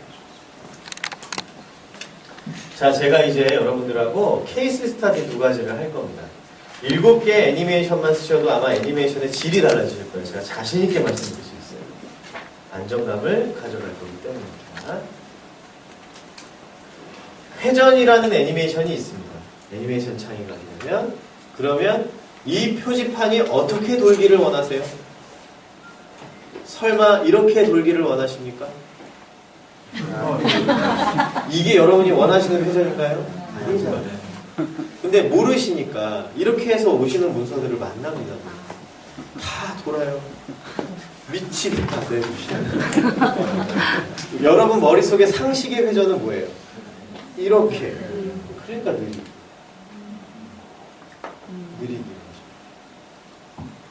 그래서 우리가 상식의 회전과 실제 회전은 다르다는 것 아셔야 되고요. 두 번째는 뭐냐면은 확대 축소 애니메이션이라고 하는 것을 이제 선택하실 수 있게끔 되어 있습니다. 확대할 건지 축소할 건지. 맞죠? 확대 애니메이션의 느낌보다는 우리가 강조하고자 하실 때는 축소를 쓰시는 게 더 효과적이다라는 말씀을 드리고 싶은 거예요. 보시겠습니까? 확대해 볼게요. 요 정도. 요 정도.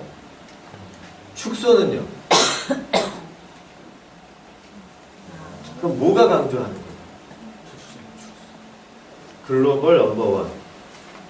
최고의 과정. 할 때는 축소로 꽉 해주셔야 강조가 되죠.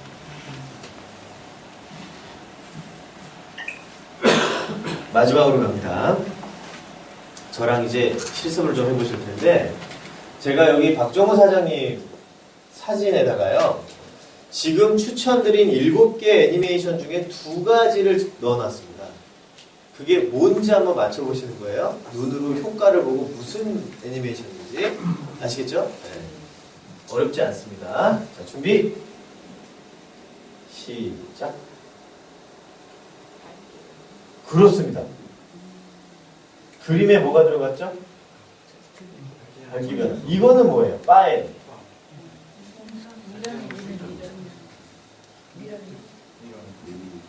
내밀기.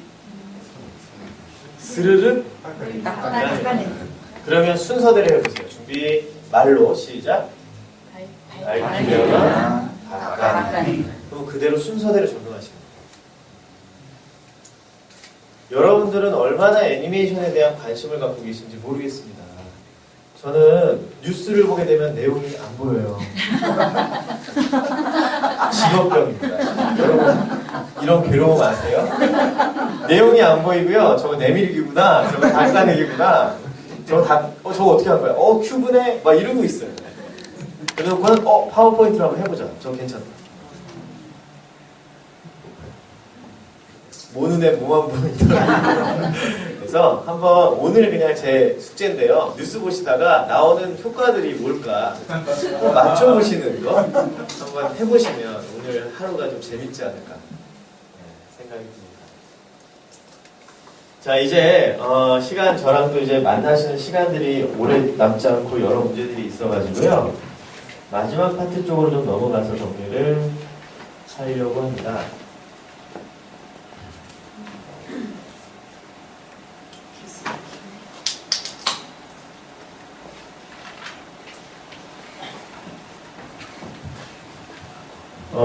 모든 파트를 다 다룬다고 해서 학습이 되시는 건 아니에요. 집중적으로 몇 가지만 이렇게 알고 가시면 되는데, 오늘 제가 드린 이야기는 이미지랑 화면 전환 애니메이션 얘기를 했죠. 마지막은 색에 대한 이야기를 좀 하고 오늘 마무리를 하면 괜찮겠다는 생각을 합니다. 이거는 어떻게 중요성을 더 얘기해도 제가 부족하다라고 싶을 정도의 아주 중요한 파트입니다. 자, 제목 읽어볼게요. 자, 시작. 색을 가까이 있다. 색을 받아라. 색은 어디에 있다고요? 벌써 정해져 있어요. 우리 가까이에 있습니다. 어딘가에. 그거를 밝혀 쓰는 거예요. 꺼내 쓰는 것이지 내가 색을 만들면 안 된다는 얘기입니다. 특히 프레젠테이션. 그 이유를 좀 하나씩 학습해 가보도록 할게요. 우리가 색하면 제일 먼저 떠오르는 게 무슨 색 떠오르세요? 빨강, 파랑, 뭐 초록 뭐 이렇게 가죠. 그러니까 우리는 빨강, 파랑에 대한 생각이 먼저 들어옵니다. 그러면 생각을 한번 다시 해볼게요.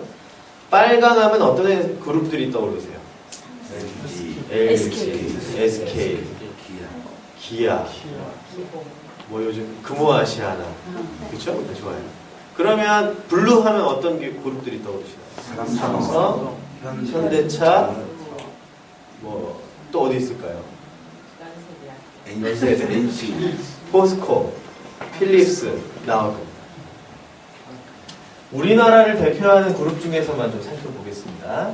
자, 저희가 8년 전이구나. 8년 전에 만들었었던 LG와 SK 슬라이드를 보여드릴 거예요. 이 슬라이드가 어느 회사의 느낌이 나는지 말씀만 해주시면 됩니다. 색을 보시고.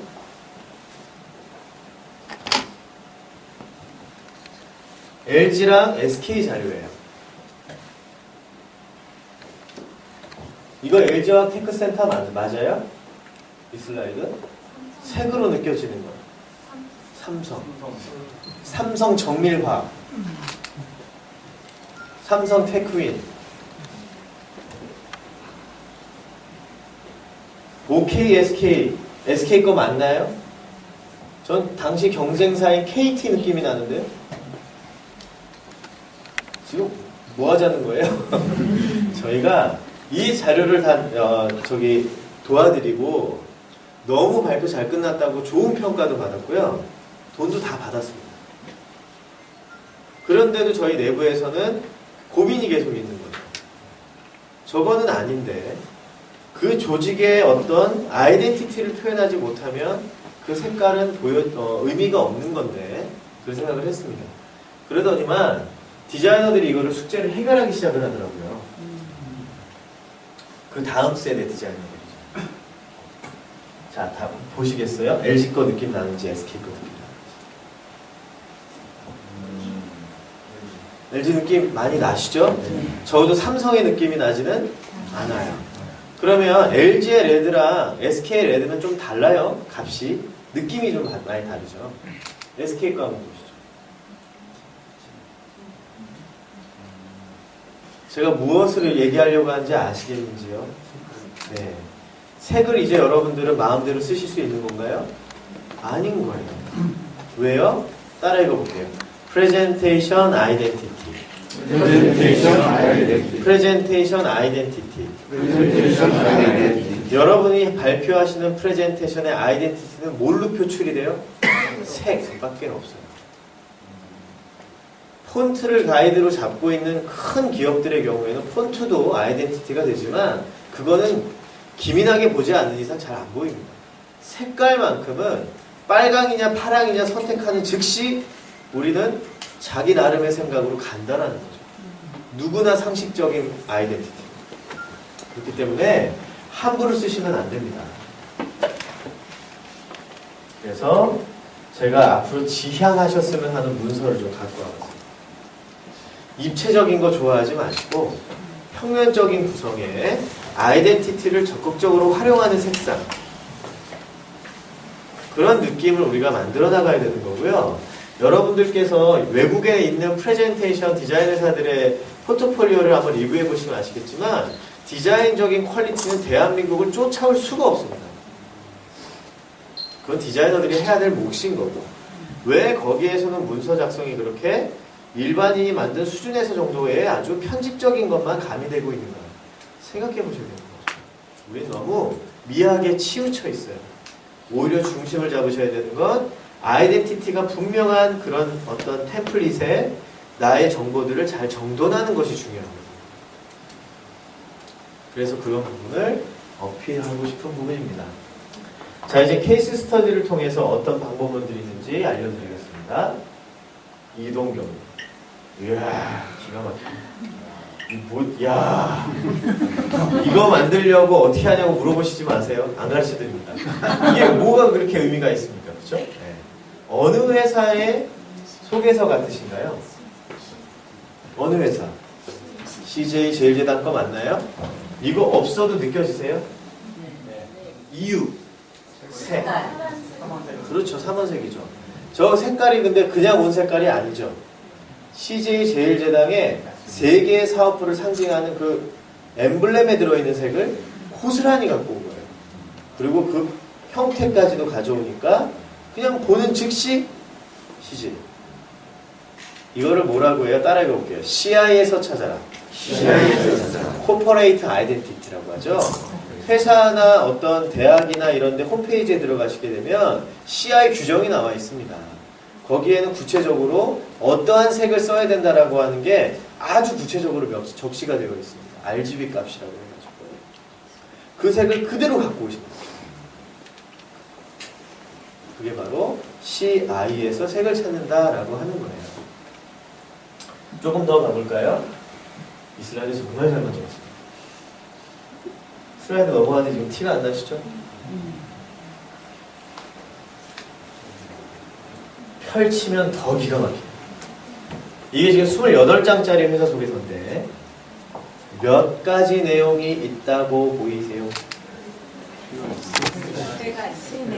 뭘로 구분하신 거예요? 네. 요즘의 트렌드입니다. 챕터별로 색깔 바꾸기. 예를 들어 강연하셔야 되는 분들 계시죠? 강연이 길면 얼마나 지루해요. 챕터별로 색을 바꿔주게 되면 그걸 많이 깨치거든요.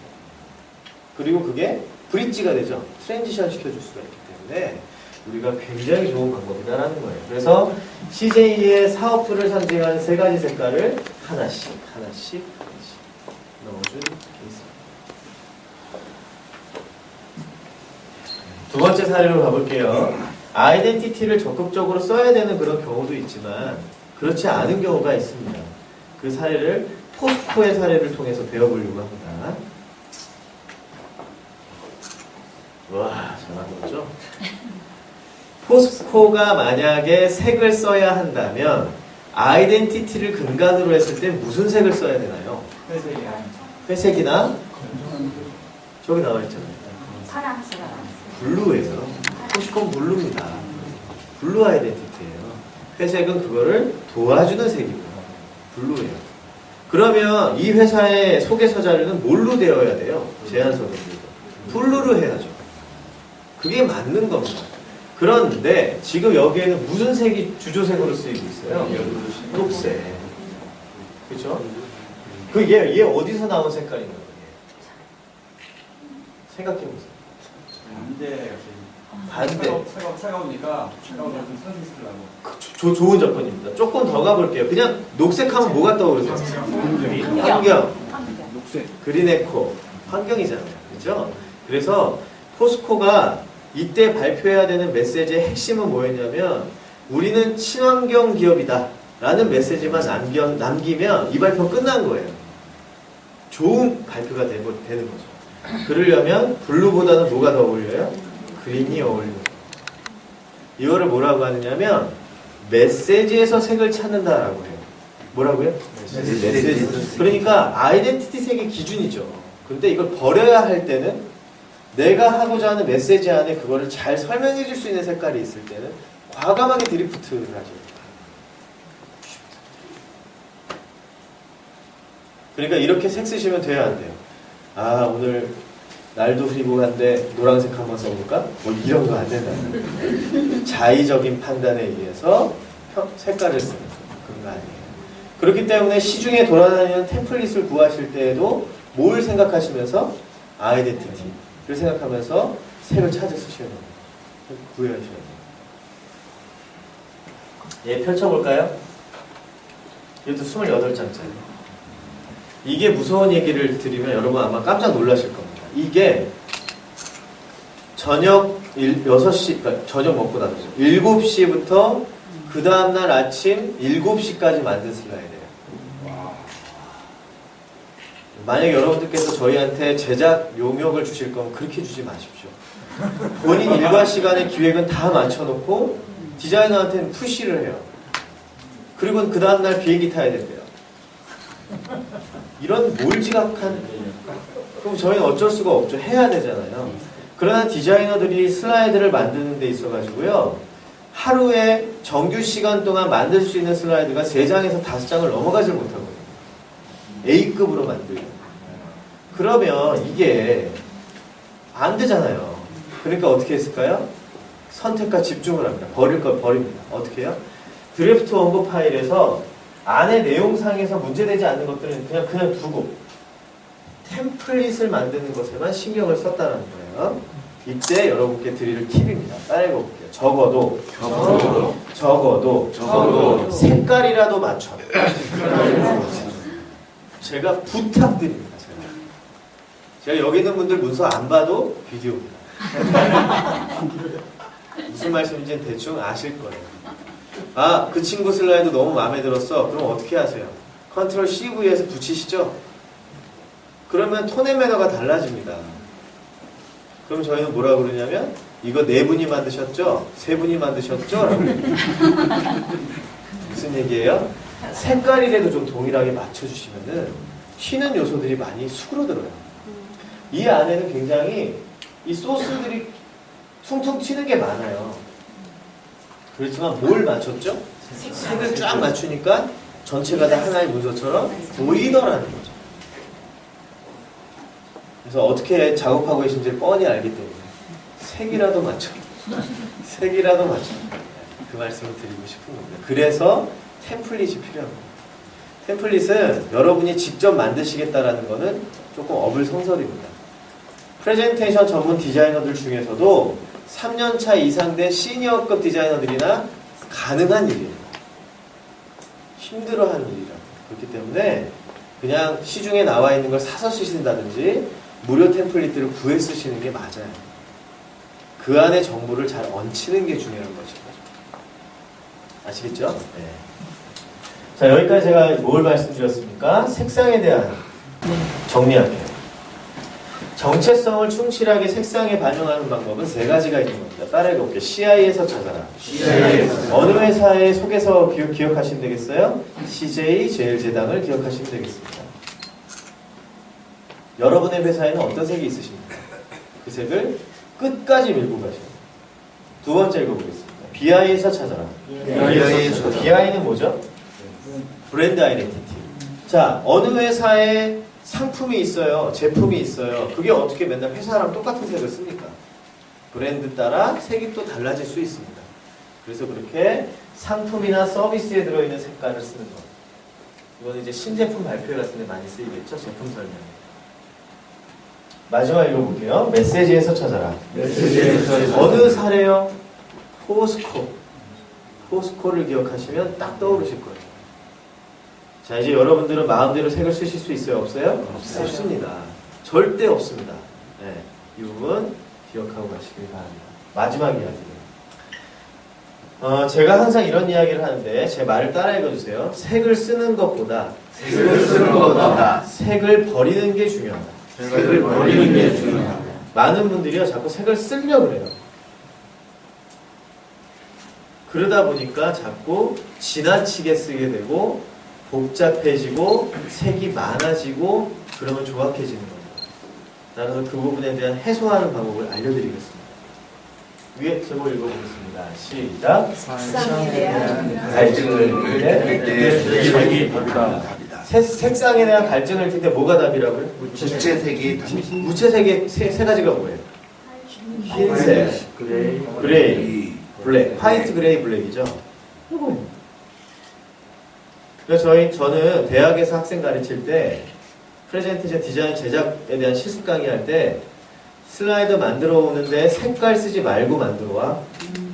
화이트, 그레이, 블랙만 써가지고 만들어 오는 거야. 갖고 와요. 그리고는 이제 어떻게 해요? 강조하고 싶거나 아이덴티티를 표현해야 되겠다라는 부분에 색을 넣어봐. 라고 시켜봅니다. 이제 무슨 얘기인지 아시겠죠? 색을 쓰려고 자꾸 노력하시려고 됩니다. 어떤 경우요? 막대 그래프가 5개가 있어요. 그럼 어떻게 하고 싶으세요? 빨강, 파랑, 초록, 노랑, 분홍이 땡깁니다. 그러면 뭐가 강조가 되겠어요? 아무것도 강조가 안 되죠. 이 중에 제일 강조하고 싶은 게 뭐냐 이거죠. 걔만 색을 남기고 나머지는 그레이, 블랙 등을 활용해 주셔야만 얘가 튀어나오겠죠. 그래서 제가 항상 이때 뭐라고 얘기를 많이 하냐면 따라해볼게요. 7대3의 원리. 7대3의 원리. 7이 무채색이에요. 문서 전체에서. 저희가 다 색채를 조합해서 대비해봤어요. 7이 무채색입니다. 3이 뭐예요? 채색인데 강조색 또는 아이덴티티색, 정체성을 표현하는 색깔이라 한다는 거죠. 그래서 프레젠테이션 문서는요, 무채색을 빼면은 2가지 정도의 색깔 정도? 그 이상은 쓰시면 안 됩니다. 강조할 것에 들어갈 거 외에 전체의 아이덴티티를 가로지를 색깔. 근데 그거 외로 어떻게 하세요? 빨강도 넣고, 노랑도 넣고, 초록도 넣고. 그럼 저희가 뭐라고 한다고요? 무지개가 떴다.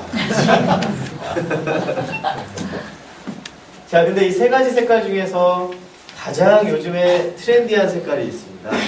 색은 트렌드가 변해요. 근데 요즘에 가장 트렌드한 색깔은 어느 색깔인 것 같으세요? 이 3가지 중에서. 그레이인가요?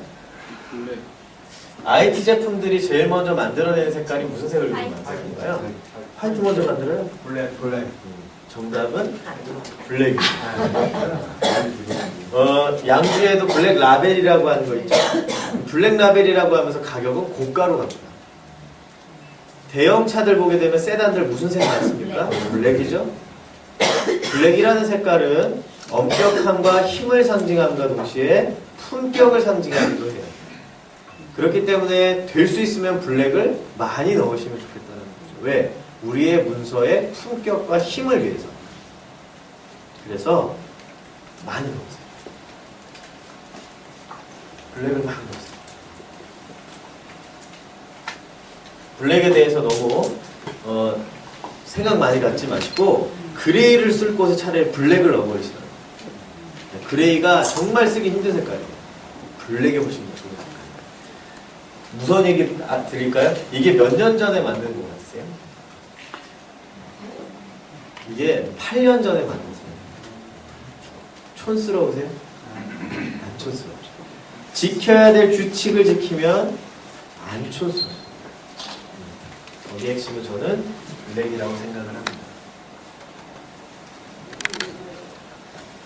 자, 이렇게 해서 오늘 프레젠테이션 디자인을 말한다. 더 많은 말씀 나누고 싶었었습니다만 저는 선택과 집중을 했습니다. 네, 그래서 이미지 활용, 백문이 불여일견, 화면 전환과 애니메이션에 대한 이야기, 마지막으로 색상에 대한 이야기까지를 학습을 했어요. 못 다룬 이야기들은요, 텍스트를 활용하는 부분에 대한 것, 도형도해, 그리고 표 차트 등에 대한 활용 기법들인데, 이거는 차후에 시간과 기회가 된다면 그때 또 한번 다뤄드릴 수 있는 시간이 분명히 있으리라 생각을 합니다. 매번 느끼는 것이지만, 이렇게 새벽같이 토요일에 나오시는 분들은 정말 다르시구나라는 걸 많이 느낍니다. 이렇게 열정적으로 해주시다 보니까 제 입장에서도 에너지를 더 많이 얻는 상황이다 보니 강의가 너무 수월했습니다. 그래서 너무 감사드리고요.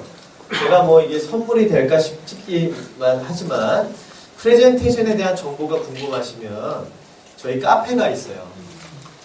그래서 네이버에 가셔서 피터팬 프레젠테이션이라고 검색을 하시게 되면은 네이버 카페가 있는데 여기 가시게 되면 아까 제가 말씀드렸던 템플릿 한 60종 정도를 무료로 다운받으실 수 있게 제가 올려놨어요. 저희 파워PT 디자이너들이 직접 만든 것들이라서 아주 가치가 있습니다. 그래서 혹시 필요하신 분들은 들어가셔서 얻어가시면 아주 좋은 문서를 만드셨으면 좋겠다라는 말씀을 드리고요. 다른 정보들도 많이 있으니까 후기도 좀 남겨주시고 해주시면 되겠습니다. 네. 네.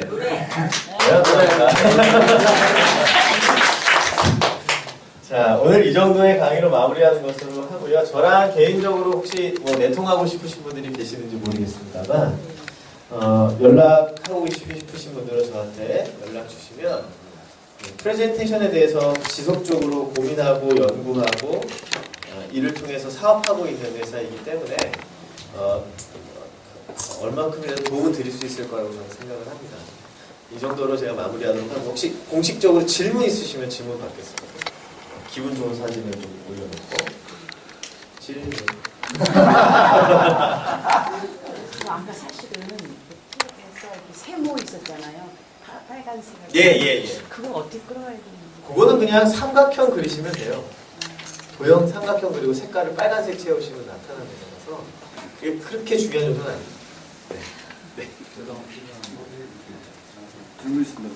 말씀하신 내용이 지금 2013 그 파워포인트 그 책에 그 나온 내용입니까? 아니면 다른 책이 있습니까? 사실은요, 지금 약간 기초로 보이시는 분들이 좀 느껴지기 때문에, 기초의 과정으로 하실 분들은 사실은 파워포인트 무작정 따라하기 책을 조금 통독하시면 좋겠다라는 게 제 의견이고, 지금 말씀하신 우리 질문자분께서는 조금 수준이 있으시다라고 판단이 됩니다만, 그래서 경우에는 파워포인트 디자인 클리닝 무작정 따라하기라는 책이 있습니다. 그래서 파워포인트 무작정 따라하기는 기본 활용 입문서고요. 지금 뒤에 후자에 말씀드렸던 디자인 클리닝 책 활용서기 때문에 여기에서 제가 말씀드렸던 내용들이 거의 다 들어있어요. 그렇게 구분해서 좀 보시면 좋을 것 같다는 생각이 듭니다. 또 질문, 뒤에 먼저 하시고 부탁할게요. 제가 여쭤보고 싶은 거는 네. 저는 인도하고 명상하려고 하는데 예. 사실 이 프레젠테이션 자료가 좀 어려웠어요, 사실. 예. 여쭤보고 싶은 게 명상이라고 하면 굉장히 릴렉스하고 편해야 되지 않습니까? 거기에서 가장 많이 쓸 수 있는 색깔이라든가 그런 기법들은 어떤 게 있을 수 있을까요? 저는 혹시 달아본 해드리게 본 적이 있나요? 저희가 맨발 명상. 예. 김명상 씨. 네, 명상. 잘하고 있습니다. 아, 그러세요? 그래서 티고 자료가 네. 굉장히 좀 적어요, 우리나라에. 그분 자료를 저희가 한번 디자이너가 컨설팅 해드린 적이 있었었고요. 그거는 단순히 지금 뭐가 해답이다라고 말씀 못 드려요. 뭐 홈페이지라든지 적어도 명함이라도 봐야 뭐가 어울릴 거인지에 대한 말씀을 드릴 수가 있어요. 네네네. 조금 이따 나오시면 될 거고요. 포토샵으로 프레젠테이션을 왜? 포토샵을 활용해서 만드는 자료로 이렇게 파워포인트로 옮겨서 하시겠다는 거죠? 파워포인트. 그러면 이제 포토샵은 이미지 파일 그냥 이제 하나의 덩어리로 이제 들어오는 거라서 큰 문제는 없는데요. 좋은 방법은 아닙니다. 왜냐하면 수정하려면 포토샵으로 또 가셔야 되잖아요. 그러니까 그게 익숙하셔서 그러신 건데 파워포인트 툴과 포토샵의 툴은 엄연히 다른 것이라서 저희 디자이너들도 포토샵을 많이 활용하지만 이미지를 좀 재가공한다든지 편집한다든지 그 나머지 텍스트를 입력하는 건 다 파워포인트에서 하는 거예요. 그렇게 활용하시는 게 맞을 것 같아요. 이종훈 선생님이 워낙 강의 잘해주셔가지고 제가 책을 하나 선물 드리려고. 이게 100만장자 지도가 얼마 전에 매경에서 나왔거든요. 읽어보니까 너무 좋아서 강의가 또 너무 훌륭하고 두 번째 듣거든요. 그래서 하나 선물로. 우와.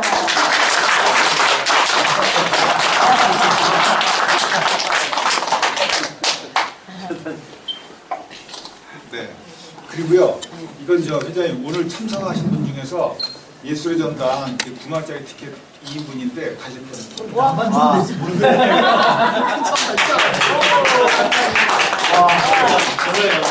그래. 네. 자, 이제 얼추 마무리가 되는 부분이고 감사한 선물까지 받았습니다. 이상 그 강의는 마무리하는 걸로 하고요. 개인적인 질문이 있으신 분들은 저한테 잠깐 질문하셔도 됩니다. 정리하면서 시간 좀 있을 것 같으니까요. 그 토요일 아침 만나뵙게 돼서 정말 반가웠고 여러 자초지종이 많아서 기억되는 강의가 되지 않을까 이렇게 생각을 합니다. 이상으로 강의 마치겠습니다. 수고하셨습니다.